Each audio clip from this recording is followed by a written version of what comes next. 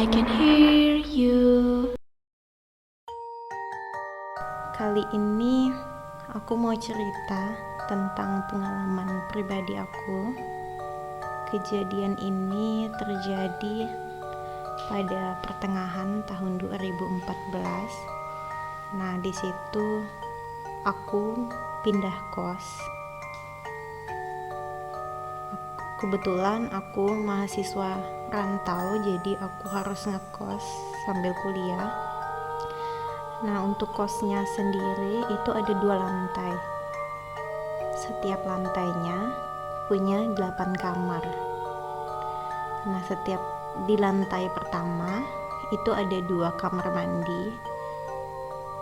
Untuk kamar mandinya itu dia baknya satu, jadi saling terhubung antara kamar mandi satu dengan kamar mandi sebelahnya. Bulan-bulan pertama semua berjalan lancar, nggak ada hal yang aneh, nggak ada hal yang mencurigakan. Tapi satu hari ada kejadian-kejadian yang rasanya agak di luar nalar. Misalnya ada teman yang lagi mandi.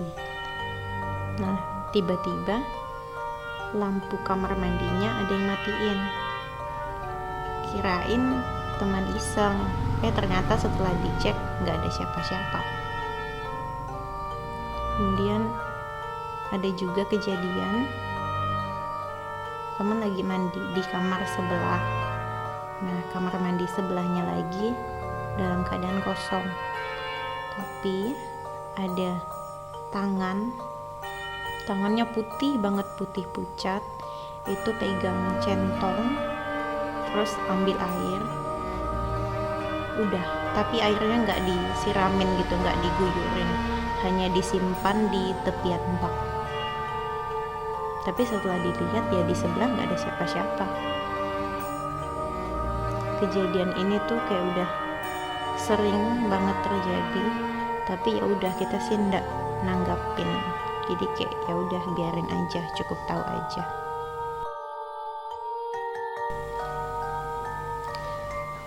Kemudian ada juga kejadian di lantai atas. Nah, di lantai atas itu kamarnya juga 8. Satu malam teman aku yang di kamar nomor 5 bawah ngerasa kayak ada orang di atasnya, pas di kamar atasnya, yaitu kamar 5 atas. Dan di situ dia ngedengar kayak ada nafas yang sesak, kayak nafas cewek yang berat dan kayak terengah-engah gitu, kayak orang lagi sesak nafas, tapi tuh nyaring banget. Nah, di situ dia pikir, nah itu kan tengah malam, dia pikir teman yang di atas itu asmanya kambuh, karena memang ada teman di atas itu dia menderita asma, tapi kamarnya bukan di nomor 5 tapi di nomor 8. Nah, di situ dia nggak kepikiran, karena ya udah mungkin dia lagi sakit atau apa. Akhirnya dia lanjut tidur. Setelah besoknya ditanyain sama teman, si A kenapa tadi malam kambuh ya? Terus kita jawab dong, emang dia kenapa? Kan dia pulang kampung, nggak ada di kos. Nah, di situ ya udah kita mulai bertanya-tanya. Jadi yang di atas itu nafasnya siapa? Suaranya siapa? Nah, kebetulan aku kan kamarnya di bawah, di lantai bawah, di nomor 7. Jadi nomor 2 ujung. Jadi suatu hari itu sekitar jam 2 atau 3 sore, tiba-tiba kos dalam keadaan sepi. beberapa anak kos ada yang di kos, tapi kebanyakan di dalam kamar, jadi kayak ya pada sibuk sendiri gitu. Nah tiba-tiba ada suara ibu kos agak teriak gitu. Dia bilang, "Heh, kamu cari siapa?" Terus aku pikir kan ya udah mungkin ngomong sama siapa. Ternyata ada 2 orang cowok kayak separuh baya gitu masuk ke dalam kos dan udah berdiri di depan pintu kamar nomor 6 dengan posisi tangannya mau megang gagang pintu. Nah setelah kepergok sama ibu kos, dia kayak panik gitu. Terus dia bilang, "Enggak bu, saya lagi cari istri saya." Nah di situ ibu kosnya langsung curiga. Ibu kos bilang gini, "Nggak mungkin, di sini mahasiswa semua, nggak ada yang udah nikah." Terus dia udah tinggal kabur aja. Nah di situ sih kita nggak mikir aneh-aneh karena ya mungkin maling, jadi kita pikir positif aja, nggak ada kepikiran ke hal-hal mistis gitu. Tapi yang aneh, beberapa hari setelah itu, waktu itu sekitar jam 6 sore, beberapa dari kita, mungkin ada sekitar 4 orang, itu lagi nonton di ruang TV. Nah ruang TV-nya itu pas di depan kamar nomor 8. Nah kita nonton di situ ketawa-ketawa.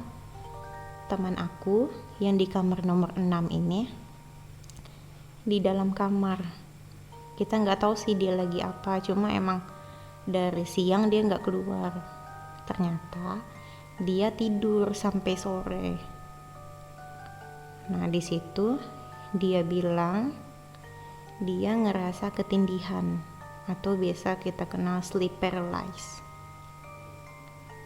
Nah dia bilang dia dengar suara kami ketawa-ketawa nonton di depan, tapi dia nggak bisa bangun, kayak ketindihan dan nggak bisa buka mata. Dia coba teriak tapi nggak bisa. Terus dia ngerasa kayak ada 2 orang di dalam kamarnya, yang satu kayak jalan-jalan di sampingnya, kemudian yang satu di bawah kakinya. Kemudian ada suara kayak ngebuka dompet. Tahu kan dompet yang ada resletingnya? Nah bunyinya tuh seperti membuka resleting dompetnya itu. Nah dia kepikirannya takutnya ada maling.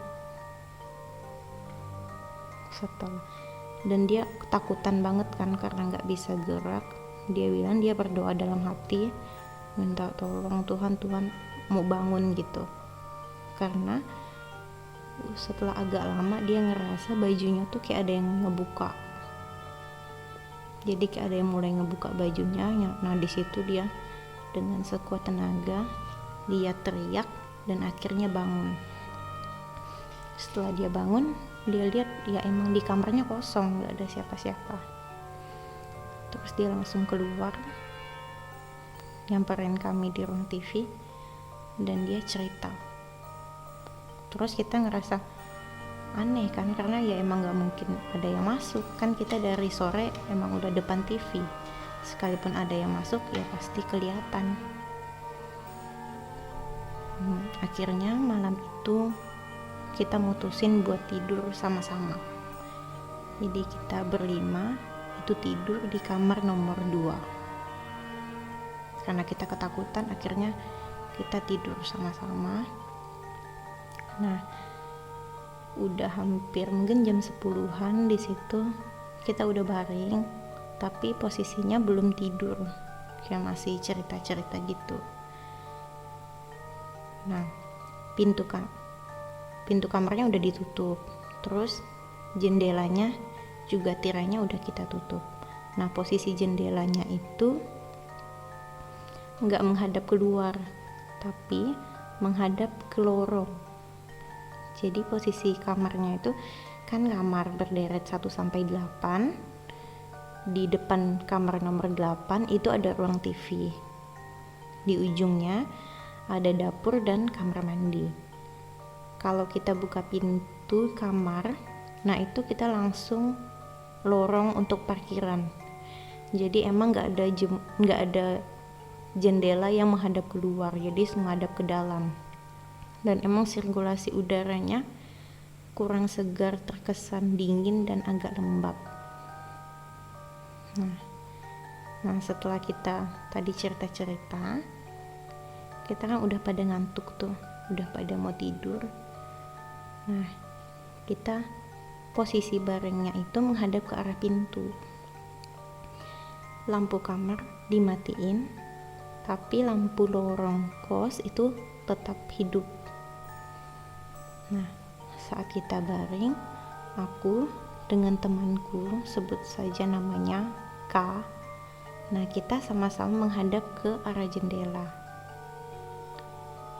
Nah di saat itu ada sesosok cewek, dia rambutnya panjang, cuma mukanya nggak kelihatan. Dia lewat ke arah pintu keluar kos. Jadi kayak lewat sup gitu aja, cepat banget. Tapi aku sama temanku lihat. Akhirnya kita saling tatap-tatapan. Aku tanya dia, kamu lihat nggak? Iya, aku lihat. Terus kita bilang dong sama teman-teman yang lain, apa tuh lewat depan kamar? Mereka nggak percaya. Akhirnya kita tantangin, yuk kita liatin lagi jendelanya. Jadi kita berlima natap jendelanya, dan sosok itu lewat lagi dengan arah yang berlawanan. Nah di situ kita seketika shock. Akhirnya ya udah, kita mutusin untuk nggak tidur sepanjang malam, dan baru tidur waktu udah mulai pagi. Setelah kejadian-kejadian yang mulai aneh itu, kita mutusin untuk berdoa bersama. Akhirnya kita berdoa di kamar nomor 6, di tempat temanku yang ketindihan tadi. Jadi kita berdoa, kebetulan aku dan temanku ini Kristiani, jadi kita berdoa di kamar nomor 6. Kemudian teman-teman yang muslim itu berdoa di kamar nomor 8. Pada saat kita baru mau mulai berdoa, tiba-tiba temanku teriak. Dia teriak, terus dia bilang, tolong aku. Terus kita tetap lanjut doain, lilin yang ada pun tumbang. Nah di situ kayaknya udah mulai nggak kondusif. Jadi kita mutusin buat panggil bapak dan ibu kos. Kebetulan pemilik kosnya ini tinggal tepat di samping kosnya, jadi nggak terlalu jauh. Kita panggil dan kita ajak untuk berdoa bersama. Akhirnya kita ngumpul satu ruangan, gabung di situ Kristiani, yang muslim juga di situ. Jadi kita berdoa berdasarkan kepercayaan kita masing-masing. Nah, setelah itu kondisi udah agak kondusif, hari-hari juga udah seperti ya biasa, nggak ada gangguan-gangguan yang aneh. Tapi fisik kayaknya udah agak nggak sehat, karena teman aku yang di kamar nomor 6 tadi sakit. Akhirnya dia pulang kampung untuk berobat, dan kami pun beberapa, hampir setengah dari anak kos akhirnya memutuskan untuk pindah.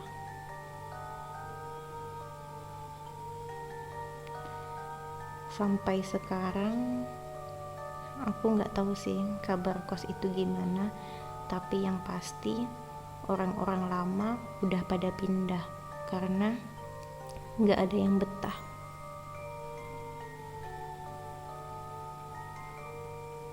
Ya, mungkin itu dulu cerita dari aku tentang pengalaman aku di kos itu. Tapi sekarang teman aku yang sakit itu udah sembuh, kita semua juga dalam keadaan yang baik, dan ya semoga kosnya juga udah aman.